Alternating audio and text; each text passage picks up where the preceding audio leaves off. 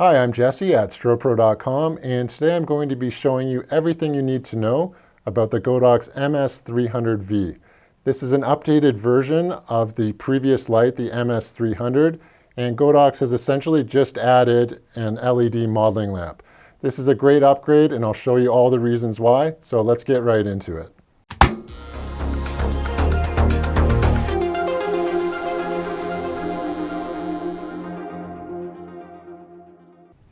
Let's open up the box and see what we have inside here. You can tell from the previous version that Godox has switched to their new white boxes for most strobes. And I'm just going to pull off the top tray here. We have a couple things on here. The Godox manual, which is always basically useless. We have our power cable right here. It's nice they included a strap to tie it up again. And we have our fuses. So you want to make sure that you put these fuses in a place that you won't lose them. Chances are you'll probably never have to use them, but if you do and you can't find them, they're not going to be much help to you.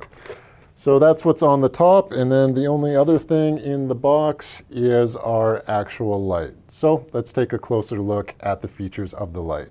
If you're unboxing your light at home with me, the first thing I want you to do is remove this cover. The way you do that, there's a release right here. Slide that back, give the cover a quarter turn, and pull that straight back. On the inside of there, yours might have kind of stuck to the flash tube there. There is a piece of foam in here, and you definitely need to take that off before you ever think about turning the light on. It can be a fire hazard, and this thing will melt really quickly. Now, one of the things you'll notice that this cover is huge because we don't actually have that modeling lamp that sticks out that needs this cover anymore. We have an LED on here. Godox has yet to update the cover for some reason, but hopefully we will have these available. So check the website, and if you do need the shorter cover, hopefully you'll be able to pick that up on our website. But otherwise, it won't make a big difference. It's just if you need to save that extra space in your carry bag. So as I mentioned, the biggest thing you're going to notice about this light compared to the previous light is the absence of that big incandescent modeling lamp that used to stick out kind of this far. Godox is in the process of updating all of their strobes to LEDs just because factories aren't going to be able to produce incandescent bulbs for a whole lot longer. So that's a really nice upgrade. The price actually didn't change on this light, which is really great. It was already super affordable. And with this upgrade, this light is really unbeatable.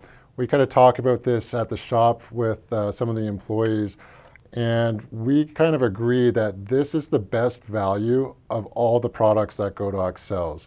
Whether it's strobe, speed lights, whatever, what you're getting in this light is absolutely amazing for the price. So if you're just starting out and you want to see, is studio photography for me? Do I like it? This is an awesome investment to try that out. And even if you're an experienced photographer, you have multiple lights in your studio, we sell tons of these because they're awesome accent lights. If you need an extra hair light, even a main light, there's plenty of power in here to light most indoor studio situations. So definitely consider this light, like I said, if you're just getting into it, or if you just need to add another light. The Godox MS300V uses a Bowens mount, and the great thing about that is all of our Strobepro accessories and modifiers will fit directly to this light without any adapters. And one of those accessories would be this 7-inch reflector. Now you'll see a lot of the pictures on the website show this reflector on the light. It is sold separately, and the one that you want is this ADR6, and that is because of the umbrella punch out here. So what we need to do is line this umbrella hole up to the slot for an umbrella if we are using an umbrella, and that slot is right here.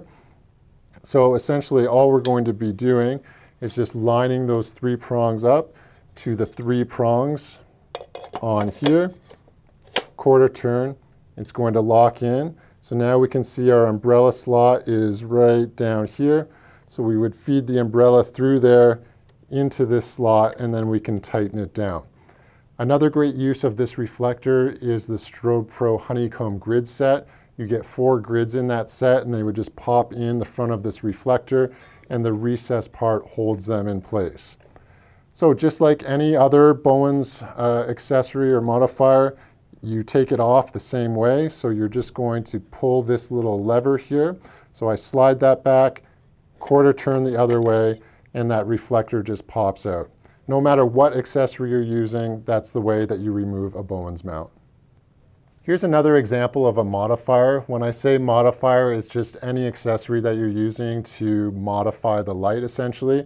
This happens to be a nice small softbox. It's a 20-inch by 20-inch, and this is part of our Rapid Snap series. So if you are looking to save space with a softbox, you don't want to like stick in rods and have them assembled that way, which is really annoying. This new system that we've developed is really nice. All you do is you fold that up and then snap it together. Couldn't be easier. You have an inner diffuser, outer diffuser that you can connect, and then we have our Bowens mount on the back. So same thing, I can just take this, line it up to my light, drop it in, and there we go. We have a softbox attached, ready to go and shoot. A couple of other things to point out about the body of this strobe. We have our cooling vents back here. So one on this side, one on this side, and it will also cool the modeling lamp through the front here. So this is a fan-cooled light, which is really nice. You shouldn't be able to overheat that. You got a nice handle, pull-down handle here, which is great. On the top, you see this red strip. That is our optical sensor, so we can remotely trigger this with another flash if we wanted to. But the biggest feature is that we have a wireless receiver already built right into this. So if you pick up any Godox controller, like the X2T, the X Pro, or the X Pro 2, this will work right out of the box with those controllers, enabling you to have full power control, turn modeling lamps on and off, and just really enhance your experience with this light. From there, there's really not a whole lot more to talk about. We've got our power switch. As I mentioned, we have our Bowens mount on the front. I should also mention that this is metal on the front, which is just really nice. Usually strobes this price have like a plastic mount on the front that can easily wear out, so you won't be able to damage the front of that, which is great. And then all we have on here is just our mount to attach it to the stand. And the way that we do that is we just loosen off the crank here. So that loosens off, and then the stem will drop down, and we just want to retract this screw. So if we go over to our stand here, and the nice thing about this is you can really use any light duty stand. This thing, or this light, is super small and lightweight, so you don't have to worry about having a big 10-foot stand or anything. If you want to use our 7-foot air stand, it's more than capable of handling the weight of this light. If you start getting into big modifiers, like you want to run this in a 60-inch or something, then yeah, go to a 9 or a 10-foot, but just this with a smaller softbox, a 7-foot is fine. Let me spin this around here. I'll just go like that. And we've tightened that thumb screw down so it's mounted on here. And to tighten this down, you just literally tighten it. It's going to lock it in place. If you want to loosen it, then you can control the tilt that way. So if you actually put this down and you don't like the position of where this is, you can push this button in, and this is spring loaded, so it'll spring into place. I can move the position of that handle if it's hitting something and I don't want it there. And again, so you just pull that in, it's spring mounted. Once it sets back in, then you can use it as normal to loosen that off and control wherever you want it. So pretty basic, guys, to set that up. Just attach it to your stand, any standard spigot it will attach to. So let's take a closer look at what the menu functions and all the buttons do on the back. We are ready to power up the MS300V, but before I do that, I wanted to mention the fuses. When we did the unboxing, I showed you the spares. And if you ever need to change a fuse, you want to grab a flat blade screwdriver. And just under here, I'm not pushing hard or anything. I'm just going to pry that, and then it's going to pop like that. From there, we have two fuses. So we have the main fuse and then a spare as well. And to put that back in, you just change those, slide it back in the tray, just make sure it lines up. Once it's lined up, just push securely in and it's going to lock back in. From there, really all we have to do is just take the power cable, slide the power cable in there nice and securely, and then power up the light. When you first power on the light, instinctively you'll probably go to this dial and want to change the power. And it's pretty self-explanatory. You just rotate that dial, it brings the power up and down. But you can tell right away the first annoying thing is that beep every time you want to change the power. So I'm going to go ahead to the little sound. This controls the beep here. So if I push that, we will disable that, and now we can adjust the power. So 1/1 is going to be full power on this light, and 1/32, if we dial it all the way back down, and you can see as I'm going down actually that is going in 1/10 stops. I'm going to show you how to change that to thirds in a second, but our lowest end power is 1/32 here, which is 6 stops, which is great for a strobe priced at this price range. Most strobes you're going to get like 1/8 power or maybe 1/16. So you're definitely getting more on the low end, which is really nice. You'll see that the test button started blinking here. We need to dump that charge. So if I go and push that, it has now dumped the charge and it's ready to fire. Normally you'll be using this with a controller, so you would just hit the test button over here on that controller, which I'll show you how to do in a minute as well. One of the best features about the MS300V is the LED modeling lamp. So gone are the days of having to replace incandescent bulbs if you would accidentally break them. This COB chip you should never have to replace. It'll last you longer than the life of the strobe. So I really like that about this new light. So to control that, we just hit our modeling lamp button. It looks like a little light bulb there. And you can see it goes to prop. Prop just means proportional. So as I adjust the power of the light up, the modeling lamp is getting brighter. And if I go the other way, same thing, it's getting dimmer. So that's really nice if you want to try to mimic the power output of the strobe. But what if I want to set that at a specific level? That's no problem. We just push it again and we go over to percentage. Right now I'm set at 100%, so I might want to change that. So this is actually a button as well, the dial here. So if I push that in, now it's going to flash, you can see there, and I can rotate the dial and pick whatever percentage I want. If I leave it, it will lock itself in, or I just push the dial again and it's locked in. So the nice thing is if I scroll through my modeling lamp again, off, proportional, and then back to percentage, it stays locked at the previous percentage that I set. So that is the functions of the modeling lamp. I wanted to talk about recycling indicators. So this strobe recycles pretty quick actually, so you might not even need an indicator to let you know that it's recharged. So if I turn the beep on, that's one way we can do it. Let me just bring the power up. So full power here, if I test fire it, it makes a beep once that's fully recycled. At lower powers, you don't even have to worry, it goes so fast. But what if you're shooting newborns or something and you don't want that beep to startle them? Well, we can go in here, hold the modeling lamp button.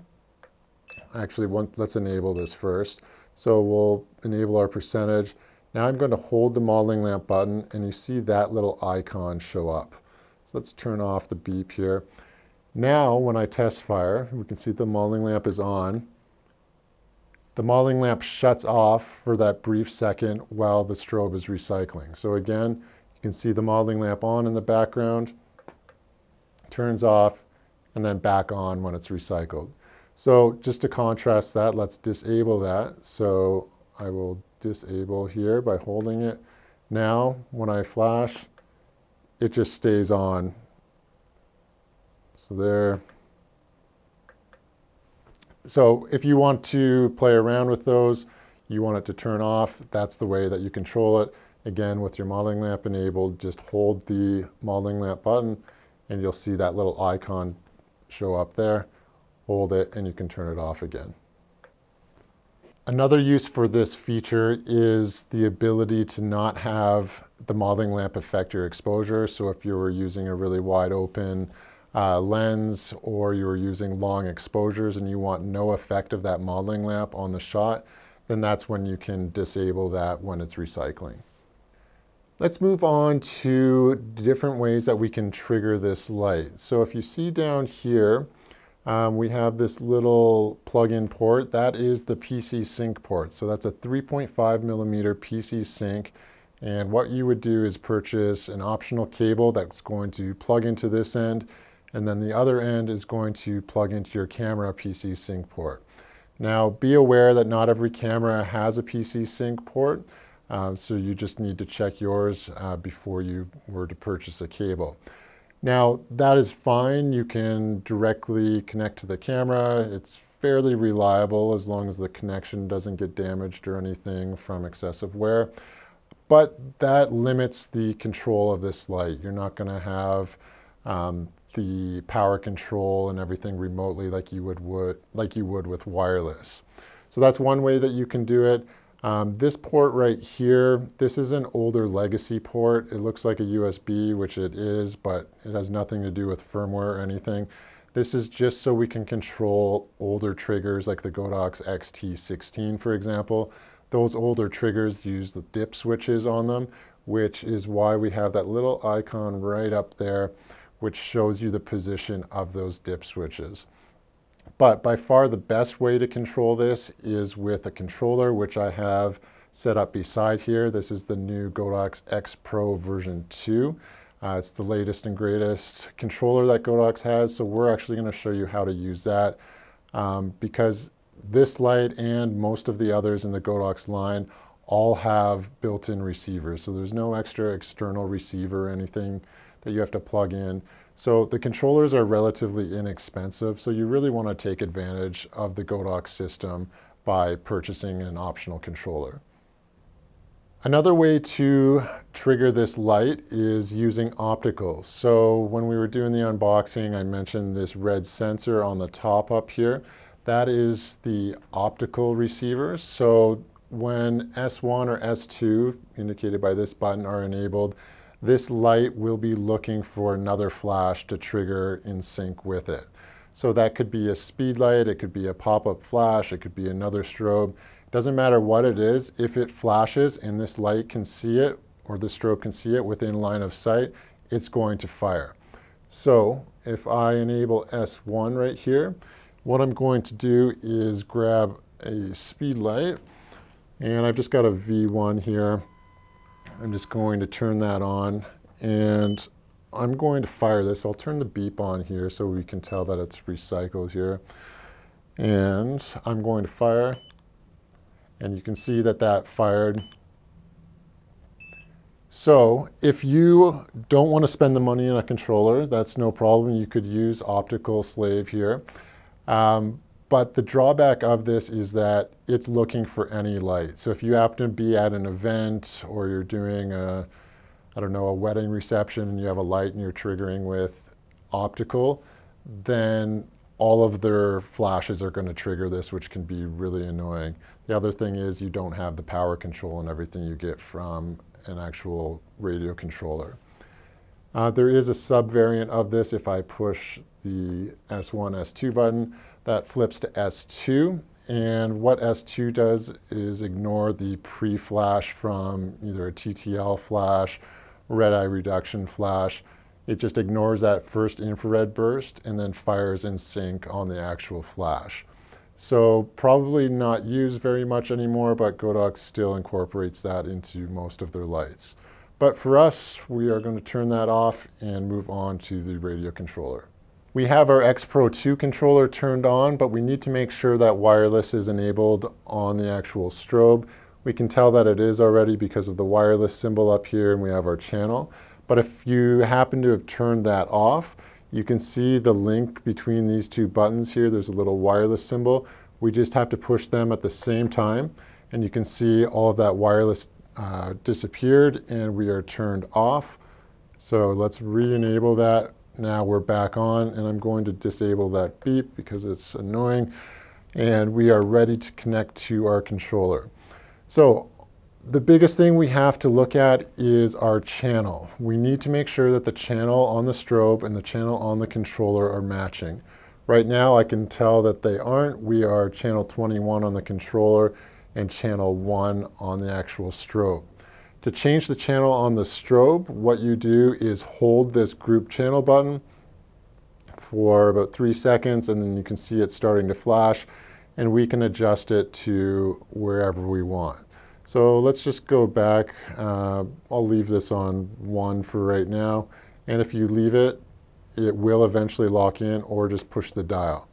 I should mention we have 32 different channels available here, so you can choose whichever one that you want. Now on the controller, if I go over here, I need to make sure that I am set properly matched up as well, which I can tell I'm not. So I need to go into the menu here, and the very first one that's highlighted there, so you can see right here the little wireless symbol, we can go to channel. I'm just pushing the set button here, by the way, and we have the same 32 channels. We can select whatever we want here.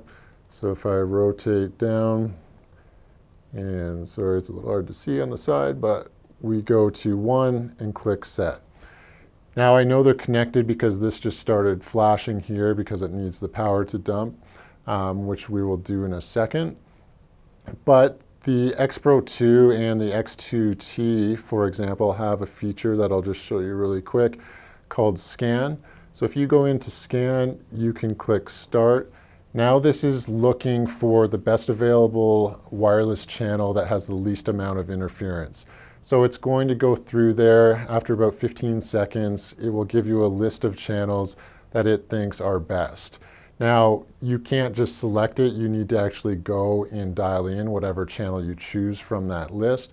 But this is just really nice if you are in an environment with a lot of wireless interference.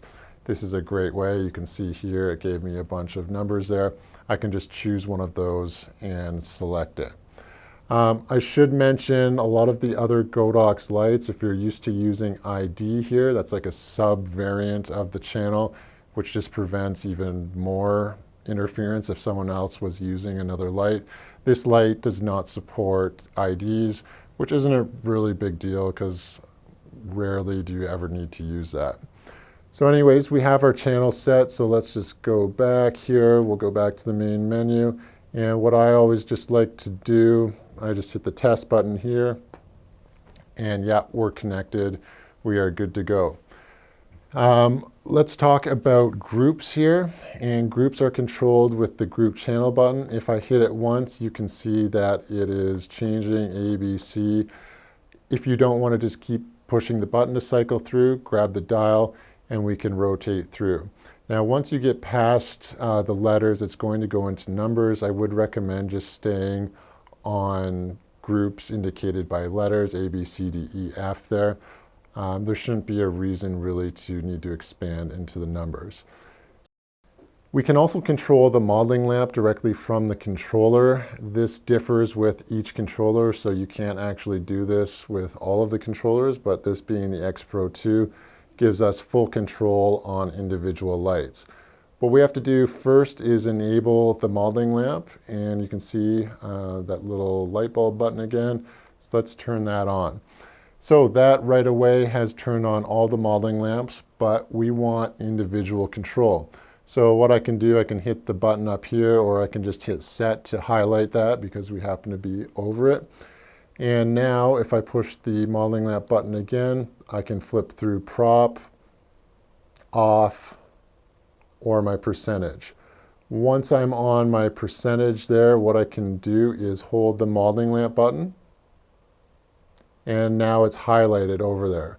From there, I can just adjust my dial wherever I want to, hit set. That's going to lock it in, so now you can see that we can individually control just that light. That's a great feature if you want ultimate control on your modeling lamps. So you can see that our power scale is indicated by 1/32 there, and if we adjust that, oops, highlight it first, adjust that, it goes all the way up to 1/1. If you happen to have some older lights that are running on the power scale like 4 to 10, for example, then we can actually switch over to that power scale. The way that you would do that on the actual light is we go to the beep button here, hold it, and now it's going to adjust in that power scale. So that goes all the way down to 4, or actually off. It goes to 5 on this one, sorry, and goes up to 10. Now, chances are you're probably not going to want to use that. It's much easier to understand when we're talking about half power, full power with the other scale. But I just wanted to show you something as well, that this controller is always in charge of the light. So we just made all those changes and changed the power scale there. It doesn't matter. As soon as I hit the test button on here, it switches back. The reason is because we never changed that power scale on the controller. So that would be the same if I adjusted the power to something else. Because I haven't changed it on the controller, when I hit test, that's going to go right back to a half there. So just always remember, if you're in the studio and you walk by your light and you just want to do a quick adjustment and you turn that dial, as soon as you go to fire, it's reset back to what's on the controller. You can see that when we adjust this light, it is adjusting in 1/10 increments. So half power, it's going to jump up and then it goes down that way. So that's really awesome for this light because you have really precise control on it. But if you don't want every time you change that dial to have to deal with scrolling through that many power settings, I mean, really it doesn't matter. It's still really quick. But let me just show you in the controller how to set that. So we need to go into our menu again, and I'm going to rotate down to step. I hit the set button, and now we can see we are on 1/128th 0.3. So what do all these numbers mean in here? We've got 1/128, 0.3, 1/256. These match up to the low end on various Godox strobes. So like the pro level strobes, for example, most of them go down to 1/256. So you would go into the controller and set that to 1/256. Otherwise, you would be limited on the low end to when you turn the power down. For us, we just want to control this in third stop. So we're going to select 1/128th right here. Select that, and let's get out of the menu here. Now, when we go to control the power, we'll highlight our group. Now you can see, I'll go down the other way, it's going in third stop. So 3, 7, it rounds it up there on 7, but you can see it scrolls through much faster. So if that's something you don't want the ultimate precision there, you can change that to the 0.3 or 0.03 instead of 0.01. And that can only be done on the actual controller, because if you see when I go back to here, it automatically goes back to 1/10 increments. That is a controller specific adjustment if you want to take advantage of that. Even though there's not many things you could screw up on here, if you do find yourself in a situation where you can't figure something out, I recommend resetting the strobe and resetting the controller. So let's say we messed a bunch of stuff up and I turn that on, and where do I start? Well, you can go and actually reset this, and the way that we do that is we push the S1 button and the beep button at the same time. So you go like that, and it resets it back to the factory default. So if you ever get stuck, that's the quick reset hack. So there you have it. That's everything you need to know about the Godox MS300V. This tiny strobe is awesome for beginners, but it's also great to fill out any lights that you might need in your studio. It's value-packed with a lot of features, and at this price, it's really unbeatable. Be sure to pick up a controller if you don't have one already, and check out our full line of softboxes, octaboxes, different modifiers and stands at strobepro.com. So until next time, I'm Jesse, and enjoy creating.